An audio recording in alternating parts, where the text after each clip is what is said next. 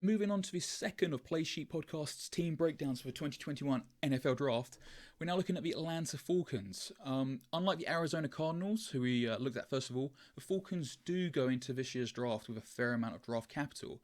They have a fourth overall pick, obviously in the first round. They have an early second round pick, 35th overall, an early third round pick, 68th overall. They have a fourth round pick, three fifth round picks, and two sixth round picks. Now, those additional fifth and sixth round picks are compensatory picks due to the free agency losses of Vic Beasley, Adrian Claiborne, Austin Hooper, Schweitzer, and Campbell. They lost a lot of players, they got a lot of compensation. Now, this fourth overall pick is probably the first, what I would say, exciting pick in this year's draft. We know what's going to happen with the first three picks. They're going to be quarterbacks. And we probably know who those quarterbacks are. I mean, it would be shocking if Trevor Lawrence didn't go first. It's highly likely that Wilson's going second. So it's only really a question in the top three of whether it's going to be Jones or Fields third overall for the 49ers. We know those first three picks. So what the Falcons do with the fourth overall pick, though, that's totally up in the air right now. 2 weeks prior to the draft, it could be a number of things. Let's look at needs. The 2020 Falcons didn't have a great season. They finished bottom of the NFC South. They finished with a 4-12 record, fired their head coach Dan Quinn. The secondary was abysmal. No team in the National Football League gave up as many yards to opposing quarterbacks. They couldn't generate any pressure on opposing quarterbacks. The defense was terrible. The offense, which has dug them out of holes a lot in the last few seasons, just wasn't doing that really. The root of a lot of those problems came from the O-line. I mean, they have invested in the O-line in previous drafts, but it's not really come to fruition.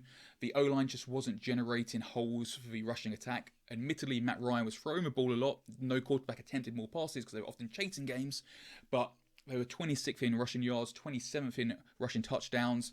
They lost Todd Gurley to free agency. They did sign Mike Davis, but there's no depth there.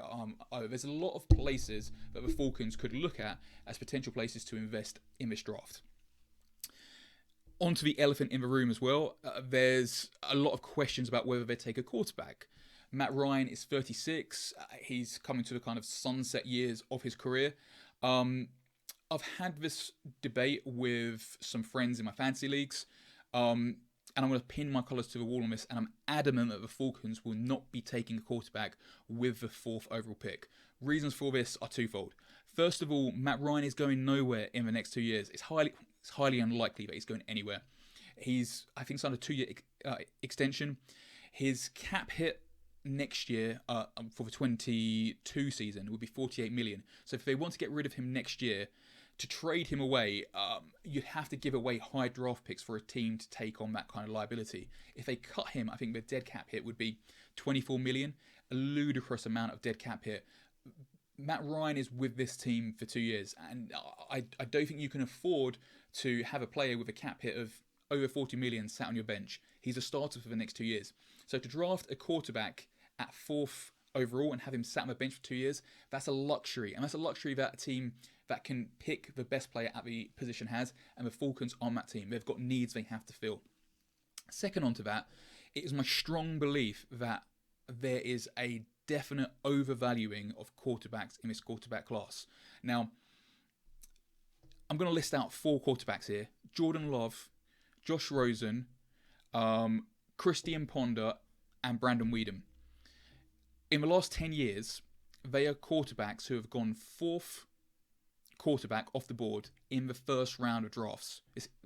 Over the last 10 years, the fourth QB in round 1, Jordan Love, Josh Rosen, Brandon Weeden, and Christian Ponder.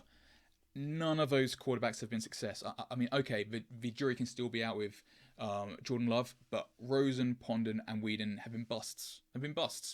For the fourth quarterback off the board to be worthy of the fourth overall pick, we would have to be looking at probably the best quarterback class in the history of the National Football League.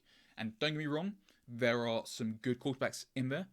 Trevor Lawrence will probably be an NFL start. He looks like he's got all the tools. If there's a guy who looks like he's ready to start, it's him. Nothing's a certainty, but he looks good. But every other quarterback there has questions about him. There's no slam dunks there. There's reasons to not draft these players. There's reasons to not take any of these quarterbacks second. There's reasons. So to think that the fourth quarterback would be worthy of a fourth pick, I think is a massive overvaluation. So back onto the Falcons. I don't think they're taking a quarterback at round 4. I think that'd be a mistake. And I'm going to have faith that the front office doesn't make that mistake. Their needs, though, generally aren't concurrent with where they're picking. As I said, their secondary is poor, but there's no cornerbacks who are really worth taking without stretching with a 4th overall pick. The only offensive lineman who's probably worth taking there would be Pina Sewell, and the best player available aside from him would be Kyle Pitts. So I therefore strongly believe that if the Falcons do select with a 4th overall pick, it will be Sewell or it will be Kyle Pitts. Both players would be massive upgrades to what the Falcons currently have. There's an argument to say, though, that there will be a quarterback-hungry team somewhere, probably up to pick 15, who wants to trade up to try to get that 4th quarterback off the board. If that happens, they could trade back and then suddenly be in the mix for the 2nd or 3rd offensive lineman who goes off the board.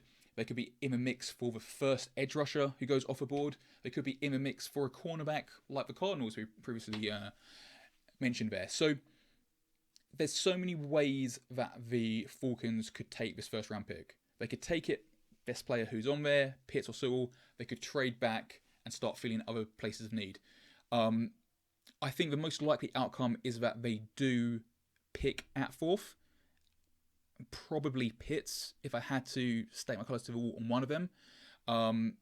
Just because they do have so much draft capital, so it's not like they're in need to trade back and get some more assets there.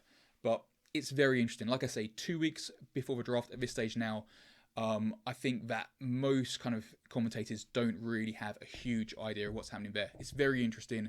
The Falcons, I feel that you can miss the first half hour of a draft. Make sure you tune in for the Falcons. That's the Falcons.